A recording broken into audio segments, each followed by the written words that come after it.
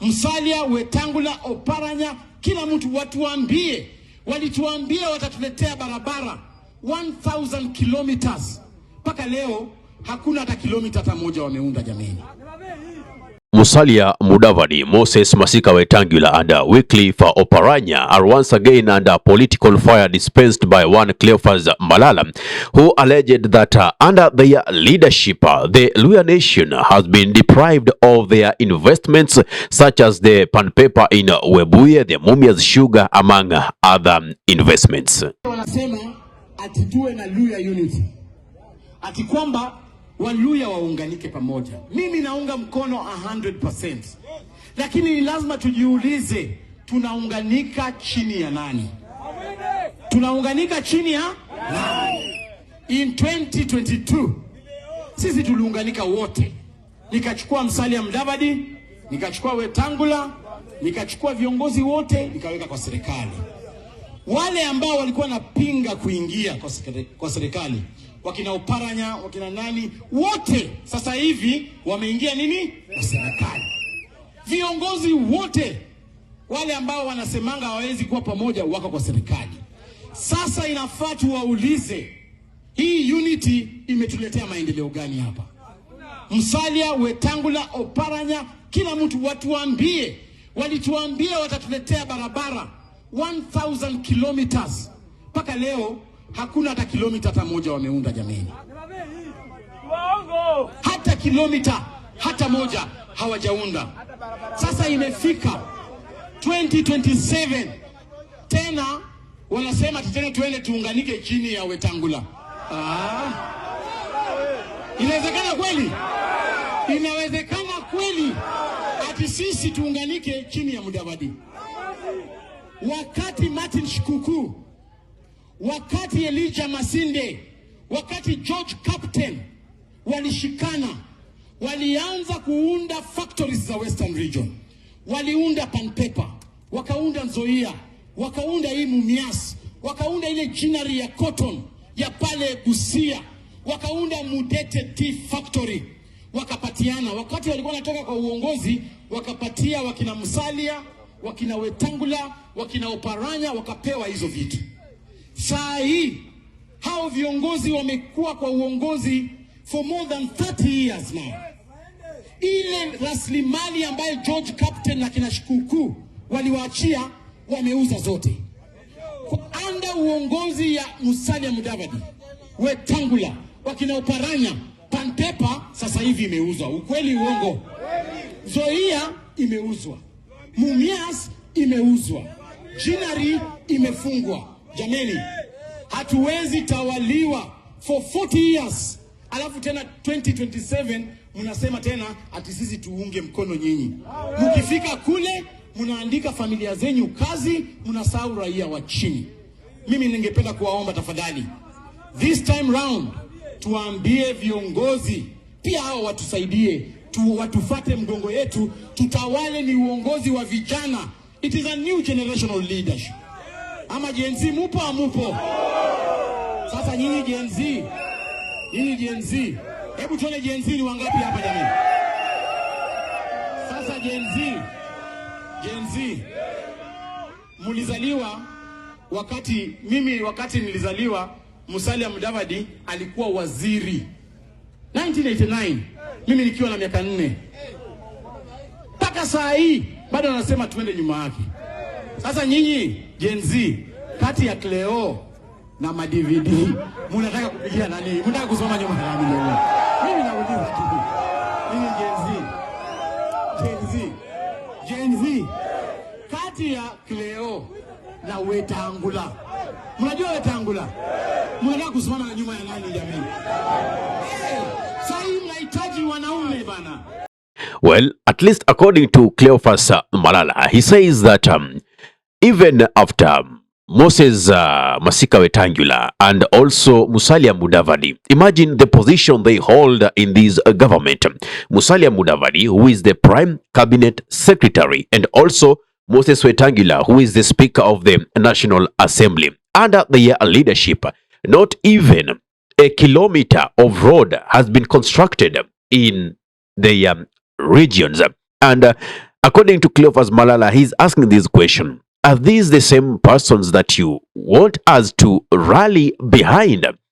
Like, these are the same people you want to make our leaders, such that anytime we want to bargain for a share in a government or a fair share of allocation of resources in our region, they are the persons that we shall depend on. They are not even able to deliver on the signed MOU between them and William Samoei Ruto. The 30% they talked about has not even been issued to them yet. We only have almost 1.5 years towards the elections in 2027.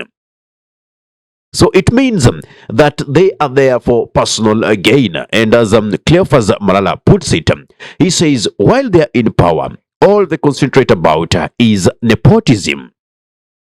Like in their offices, maybe you'll find they're just employing their family members, being so inconsiderate of other, citizens who are locals of, from Western region.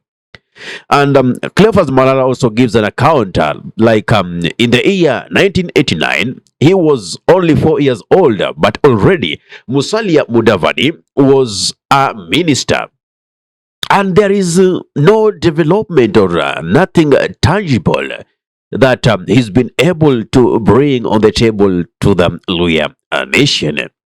So sometimes you see these politics, they might seem trivial, but at the end of the day, you will ask yourself, why are we being put in these leadership positions? It's because our people want us to bring change, positive change that is, to them. They want to see roads being constructed. They want to see hospitals functioning. They want to see the education system at its best. But is that happening? That is not happening. And by the way, whatever Cleophas Malala was talking about in terms of lacking good leadership skills, even after they were given resources to take care of, other than under their watch, the resources are now being sold and being privatized to the benefit of a few individuals at the expense of an entire community and generation. What does that mean? It is just a case study to the bigger picture that is happening nationwide. Like I've been saying, there has never been a regime change. Seeing Mudavadi being functional in Moi's era, through to Kibaki's era, through to Uhuru's era, and now in William Samoei Ruto's regime, and even under the MOU that they had together, entering into campaigns and delivering presidency and loyal votes to William Samoei Ruto, nothing positive has come of it. And that is why I'm saying we need a total overhaul of the system. Since there is nothing good coming out of these old guard politicians. Therefore, as we are nearing the elections, we should ask ourselves as Kenyans, what is our priority? What do we need to see these leaders doing to us? For me, I'll simply tell you, if you maintain the traditional voting pattern, then you are doomed. Change is not going to come.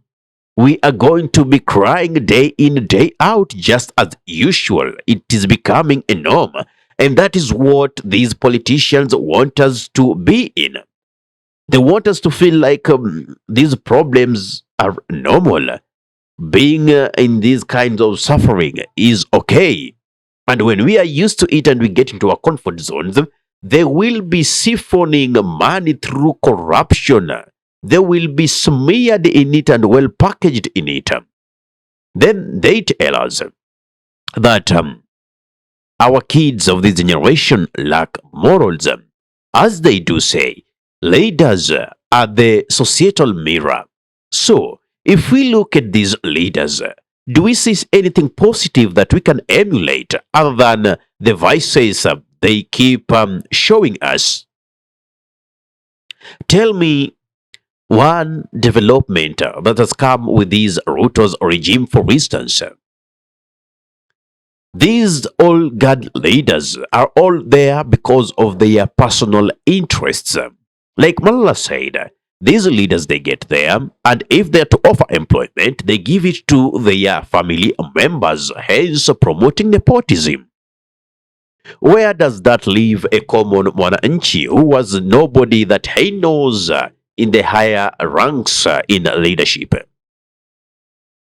This calls for a total change. Therefore, by the time you'll be casting your vote, ask yourself, what type of a leader do you want?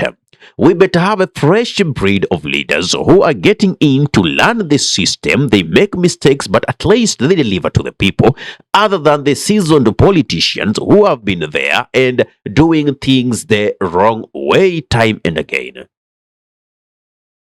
I don't know what's your take on this. And that is why I keep saying we really need to be so vigilant with the type of leaders we are electing into power.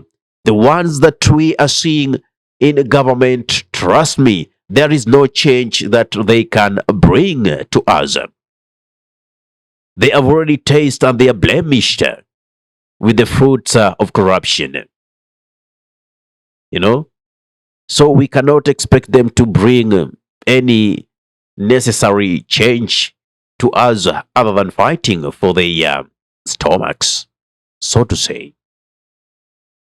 So a total overhaul, being vigilant is the key here, having a fresh breed of leaders. But if we maintain the traditional voting pattern, trust me, we are back in a deeper problem that we are in today. What is your take? Give me your thought in the comment section below. If you love content of this nature and you're watching from my YouTube channel, kindly subscribe and press notification button so anytime that we upload content of this nature, you'll be the very first person to be notified. Ahmed Khalif is my name for the unscripted talks here in Dub Radio. Assalamu alaikum warahmatullahi wabarakatuhu. Kwa timba kali za Afrika, Dub Radio ndio mpango mzima.